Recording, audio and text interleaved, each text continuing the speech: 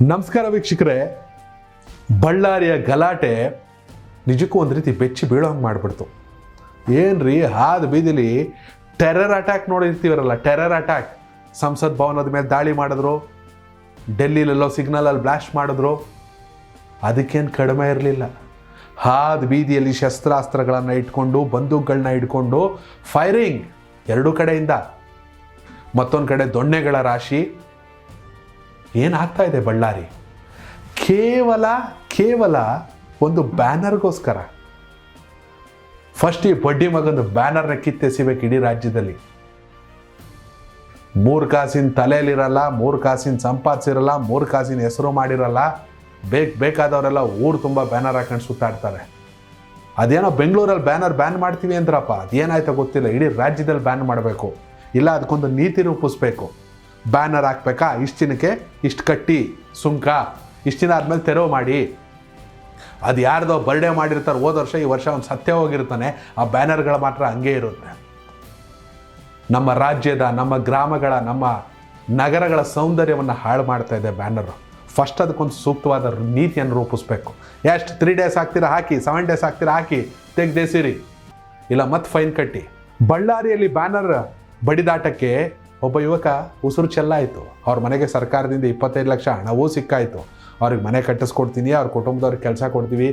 ಎಲ್ಲಿವರೆಗೂ ಈ ರೀತಿಯ ರಾಜಕೀಯ ಮಾಡ್ಕೊಂಡು ಸುತ್ತೀರಾ? ಎಲ್ಲಿವರೆಗೂ?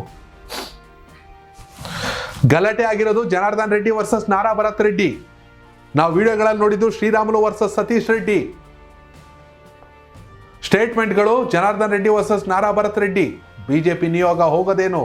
ಕಾಂಗ್ರೆಸ್ ಸತ್ಯ ಶೋಧನಾ ಸಮಿತಿ ಹೋಗೋದೇನೋ? ಕೇಂದ್ರ ಸಚಿವರಾದಂಥ ಕುಮಾರಸ್ವಾಮಿ ಅವರು ಬೆಂಗಳೂರಲ್ಲಿ ಪ್ರೆಸ್ ಮೀಟ್ ಮಾಡೋದೇನೋ? ಹೋದ ಜೀವ ವಾಪಸ್ ಬರುತ್ತಾ? ಖಂಡಿತವಾಗ್ಲೂ ಇಲ್ಲ.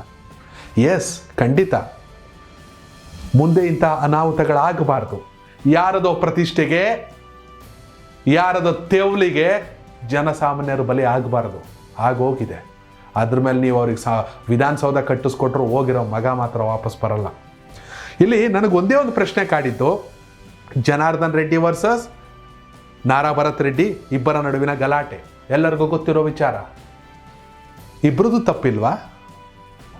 ಹಾಗಾದರೆ ಇಬ್ಬರಲ್ಲಿ ಒಬ್ಬರನ್ನ ಕೂಡ ಪೊಲೀಸರು ವಶಕ್ಕೆ ಪಡೆದಿದ್ದು ಅಥವಾ ವಿಚಾರಣೆ ನಡೆಸಿದ್ದು ಇನ್ನೂ ಆಗ್ತಾ ಇಲ್ಲ. ಇಲ್ಲ, ನಾರಾ ಭರತ್ ರೆಡ್ಡಿ ವಿರುದ್ಧ ಎನ್ಕ್ವೈರಿ ನಡಿಬೇಕಿತ್ತು. ಸತ್ಯಶೋಧನಾ ಸಮಿತಿ, ಕಾಂಗ್ರೆಸ್ ಅವರು ಅವ್ರನ್ನೇ ಕಳಿಸ್ಕೊಳ್ಳೋದು. ಅವ್ರೇನು ವರದಿ ಕೊಡ್ತಾರೆ? ಆಮೇಲೆ ಅದನ್ನ CBI ಕೊಡಿ, CID ಕೊಡಿ, ಯಾರಿಗಾರು ಕೊಡಿ. ಏನು ಬಂತು?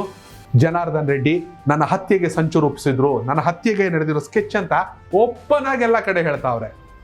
ಕೇಂದ್ರ ಸಚಿವರಾದಂಥ ಕುಮಾರಸ್ವಾಮಿ, ಸೋಮಣ್ಣ, BJP ರಾಜ್ಯಾಧ್ಯಕ್ಷ ವಿಜಯೇಂದ್ರ, ಯಾರು ಹೋಗಿಲ್ಲ ಹೇಳಿ? ಯಾರು ಸಪೋರ್ಟ್ ಮಾಡ್ತಿಲ್ಲ ಹೇಳಿ? BJPಗೆ ಇದೀಗ JDS ಸಪೋರ್ಟ್ ಕೂಡ ಇದೆ. ಜನಾರ್ದನ್ ರೆಡ್ಡಿ ಪರವಾಗಿ, ಶ್ರೀರಾಮುಲು ಪರವಾಗಿ ಪುಂಖಾನುಪುಂಖವಾಗಿ ಕುಮಾರಸ್ವಾಮಿ ಅವರು ಪ್ರೆಸ್ ಮೀಟ್ ಮಾಡ್ತಾವ್ರೆ. ಸತೀಶ್ ರೆಡ್ಡಿ ಯಾರು ಒಳಿ ಕಾಕಿ ಅಂತವ್ರೆ. ನಾರಾ ಭರತ್ ರೆಡ್ಡಿ ತಪ್ಪೇನು? ಮತ್ತೆ ಬಳ್ಳಾರಿ ಟು ಬ್ಯಾಂಗ್ಳೂರ್ ಪಾದಯಾತ್ರೆ ಪಾಲಿಟಿಕ್ಸ್ನ ಚರ್ಚೆ ನಡೀತಾ ಇದೆ ನೋಡ್ರಿ. ಚಿತ್ರದುರ್ಗದಲ್ಲಿ ರೇಣುಕಾ ಸ್ವಾಮಿ ಅನ್ನುವ ಒಬ್ಬ ವ್ಯಕ್ತಿ ಸತ್ತೋದ. ಪಾಪ, ಜೀವ ಹೋಗಿದ್ದಂತೂ ನಿಜ, ಶಿಕ್ಷೆ ಅಂತೂ ಆಗ್ತಾ ಇದೆ. ಅಲ್ಟಿಮೇಟ್ ಆಗಿ ಹೊರಗಡೆ ಇದ್ದಾಗ ಚರ್ಚೆ ನಡೀತಿತ್ತು. ಅಯ್ಯೋ ಸತ್ತೋದಾಗರು ಇವ್ರು ಹೊಡೆದ್ರು, ಅವ್ರು ಹೊಡೆದ್ರು, ಅವ್ರ ಫ್ಯಾನ್ಸ್ ಹೊಡೆದ್ರು, ಇವ್ರ ಫಾಲೋವರ್ಸ್ ಹೊಡೆದ್ರು, ಗೊತ್ತಿಲ್ಲ. ಆದರೆ ಕಾನೂನು ಕಟ್ಟುನಿಟ್ಟಿನ ಕ್ರಮ ಕೈಗೊಳ್ತು. ಇದೀಗ ರಾಜಶೇಖರ್ ಅನ್ನೋ ಯುವಕ ಸತ್ತಿರೋದಂತೂ ನಿಜ. ಬುಲೆಟ್ ಅವನ ಎದೆಯನ್ನು ಸೀಳಿರೋದಂತೂ ನಿಜ. ಅವ್ರು ಯಾರೋ ಗನ್ಮ್ಯಾನ್ಗಳನ್ನ ಕರ್ಕೊಂಡು ವಿಚಾರಣೆ ಮಾಡ್ಕೊಳ್ಳಿ, ಇನ್ಯಾರೋ ಗಲಭೆಗೆ ಕಾರಣ ಆದರು ಅಂತ ಒಂದಷ್ಟು ಜನರನ್ನ ಪರಪ್ಪನಗರ ಕರ್ಕೊಬನ್ನಿ. ಕಾರಣೀಭೂತರು ಯಾರು? ಜನಾರ್ದನ ರೆಡ್ಡಿ ವಿರುದ್ಧವೇ DCM DK ಶಿವಕುಮಾರ್ ಮಾತಾಡ್ತಾರೆ, ಇವೆಲ್ಲ ನಡೆಯಲ್ಲ, ರಿಪಬ್ಲಿಕ್ ಆಫ್ ಬಳ್ಳಾರಿ ಮಾಡಕ್ಕೆ ಬಿಡಲ್ಲ ಅಂದರೆ ಕ್ರಮ ಕೈಗೊಳ್ರಿ. ಜನಾರ್ದನ್ ರೆಡ್ಡಿ ವಿರುದ್ಧನೇ ಕ್ರಮ ಕೈಗೊಳ್ಬೋದು. ಅಲ್ಲಿಗೆ ಒಂದಂತೂ ಸ್ಪಷ್ಟ ಆಗುತ್ತೆ, ಜನಾರ್ದನ್ ರೆಡ್ಡಿ ವಿರುದ್ಧ ಕ್ರಮ ಕೈಗೊಳ್ಳೋಕ್ಕೆ ರಾಜ್ಯ ಸರ್ಕಾರಕ್ಕೂ ಮನಸ್ಸಿಲ್ಲ. ತಪ್ಪಿತಸ್ಥರಾಗಿದ್ದಲ್ಲಿ ನಾನು ಹೇಳ್ತಿರೋದು. ಗೊತ್ತಿಲ್ಲ ರೀ, ನಾನು ಜನಾರ್ದನ್ ರೆಡ್ಡಿಯ ಸಂದರ್ಶನ ಮಾಡಿದ್ದೀನಿ 14 ವರ್ಷ ಆದಮೇಲೆ ಬಳ್ಳಾರಿಗೆ ಬಂದಾಗ. ರಾಜಕೀಯವಾಗಿ, ಕಾನೂನಾತ್ಮಕವಾಗಿ, ವ್ಯಾವಹಾರಿಕವಾಗಿ ಜನಾರ್ದನ್ ರೆಡ್ಡಿ ಸಮಾಜಕ್ಕೆ ಏನು ಬೇಕಾರಿರ್ಬೋದು. ಆದರೆ ವ್ಯಕ್ತಿಯಾಗಿ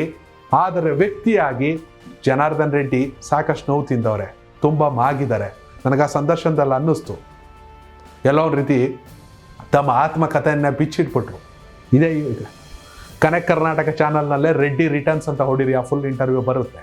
ಅದೇನು ಬೇಕಾದ್ರೂ ಇರಲಿ, ನಾನಿಲ್ಲಿ ರೆಡ್ಡಿ ಪರವಾಗಿ ಅಥವಾ ನಾರಾ ಭರತ್ ರೆಡ್ಡಿ ಪರವಾಗಿ ಅಥವಾ ಸತೀಶ್ ರೆಡ್ಡಿ ಪರವಾಗಿ ಅಥವಾ ಅಲಿ ಖಾನ್ ಪರವಾಗಿ ಅಥವಾ ಶ್ರೀರಾಮುಲು ಪರವಾಗಿ ಅಲ್ಲ.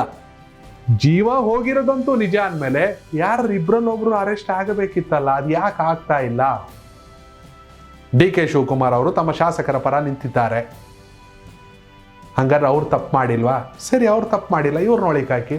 BJPಯ ಮಹಾನ್ ನಾಯಕ ಜನಾರ್ದನ್ ರೆಡ್ಡಿ ಅವ್ರನ್ನ ಅರೆಸ್ಟ್ ಮಾಡೋಕ್ಕಾಗ್ತಾ ಇಲ್ಲ, ಅವ್ರ ಕಡೆಯಲ್ಲೂ ತಪ್ಪಾಗಿಲ್ಲ, ಹಂಗಾರೆ ಇವ್ರು ಮಾಡಿದ್ರೆ ಇವ್ರನ್ನ ಒಳಗೆ ಹಾಕಿ. ಇದು ಜನಸಾಮಾನ್ಯರು ಕೇಳ್ತಿರುವಂಥ ಪ್ರಶ್ನೆ.